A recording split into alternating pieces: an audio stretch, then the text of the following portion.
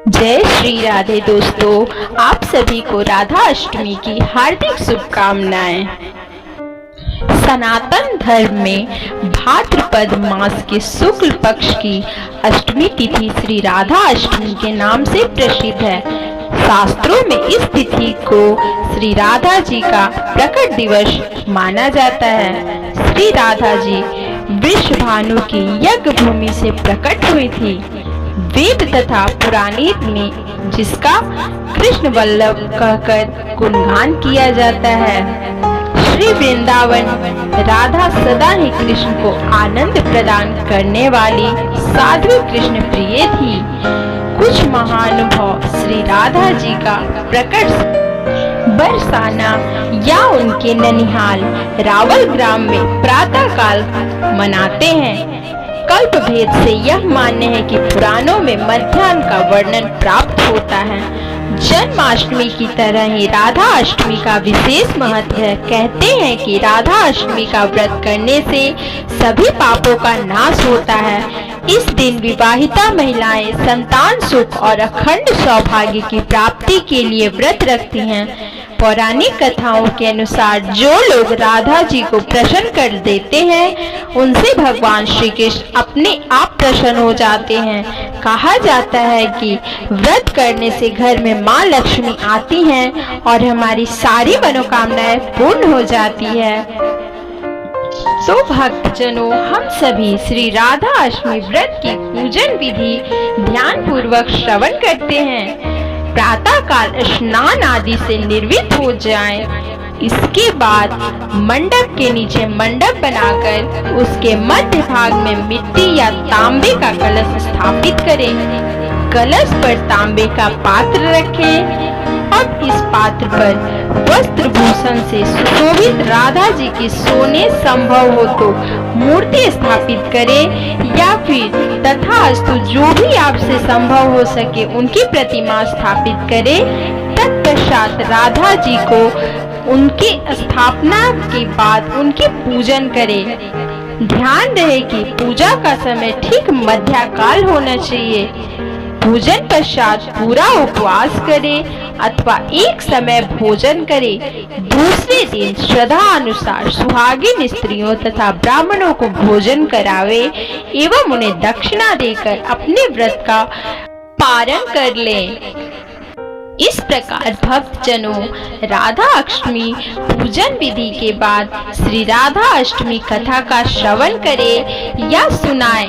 इस कथा को सुनने और सुनाने दोनों के अत्यंत महात्म्य हैं।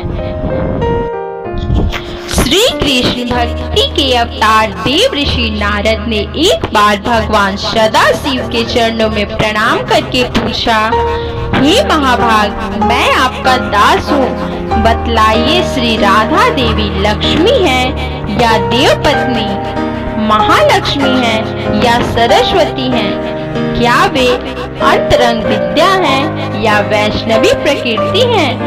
कहिए, वे वेद कन्या है, देव कन्या है अथवा मुनि कन्या है? सदाशिव बोले, हे मुनिवर, अन्य किसी लक्ष्मी की बात क्या कहें? कोटि कोटि महालक्ष्मी के चरण कमल की शोभा के सामने तुच्छ कही जाती है। हे नारद जी, एक मुख से मैं अधिक क्या कहूँ? मैं तो श्री राधा के रूप में लावण्य और गुण आदि का वर्णन करने में अपने को असमर्थ पाता हूँ। उनके रूप आदि की महिमा कहने में भी लज्जित हो रहा हूँ। तीनों लोकों में कोई भी ऐसा सामर्थ्य नहीं है जो उनके रूप आदि का वर्णन करके पार पा सके। उनकी रूप माधुरी जगत को मोहने वाली श्री कृष्ण को मोहित करने वाली हैं। यदि अनंत मुख से चाहूं तो भी उनका वर्णन करने की मुझ में क्षमता नहीं है। नारद जी बोले, हे प्रभु, श्री राधिका जी के जन्म का महात्म्य सब प्रकार से श्रेष्ठ है। हे भक्त वत्सल, उसको मैं सुनना चाहता हूँ।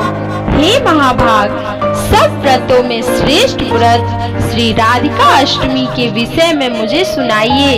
श्री राधा जी का ध्यान कैसे किया जाता है? उनकी पूजा अथवा स्तुति किस प्रकार होती है, यह सब मुझसे कहिए।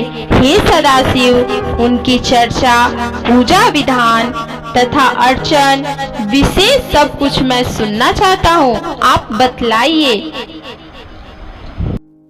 शिव जी बोले, वृषभानुपुरी के राजा वृषभानु महान उदार थे। वे महान कुल में उत्पन्न हुए तथा सब शास्त्रों के ज्ञाता थे। अगीमा महिमा आदि 8 प्रकार की सिद्धियों से युक्त श्रीमान धनी और उदार चेता थे। वे संयमी कुली, सदाचारी से युक्त तथा श्री कृष्ण के आराधक थे।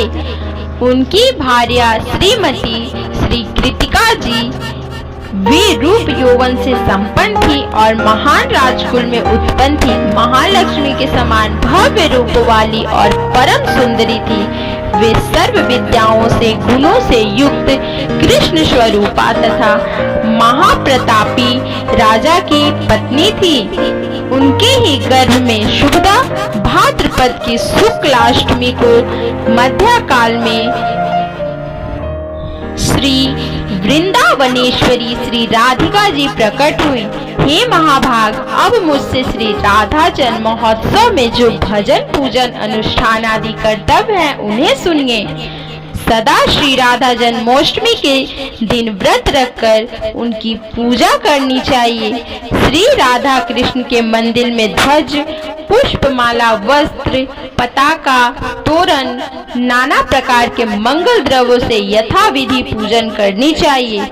स्तुति पूर्वक सुगंधित फूल, पुष्प आदि मंदिरों में 5 रंग के छोटे से मंडप बनाकर उनके भीतर दल के आकार का कमल यंत्र बनाएं। उस कमल के मध्य में दिवासन पर श्री राधा कृष्ण की युगल मूर्ति स्थापित करके ध्यान पूर्वक, कमल पूर्वक, भली भांति उपवास करके भक्तों के साथ अपनी भक्ति के अनुसार पूजन सामग्री लेकर भक्ति पूर्वक सदा संचित होकर उनकी पूजा करनी चाहिए। ऐसी मान्यता है कि राधा अष्टमी के दिन जो कोई भी इस व्रत का नियमानुसार पालन करता है वह सदा सौभाग्यवती होने एवं पुत्रवती का वर प्राप्त करता है। तो इस प्रकार भक्तों, राधा नाम सारी समस्याओं का हल है। हमारी सारी विपत्तियों का नाश करने वाला एकमात्र केवल राधा श्री राधे नाम का जाप स्मरण से हमारी सारी विपत्ति दूर हो जाती है। तो इस प्रकार भक्तों, अगर आपको हमारा यह कथा अच्छा लगा हो तो चैनल को सब्सक्राइब करें, लाइक करें एंड ज्यादा से ज्यादा शेयर करें। श्री राधे।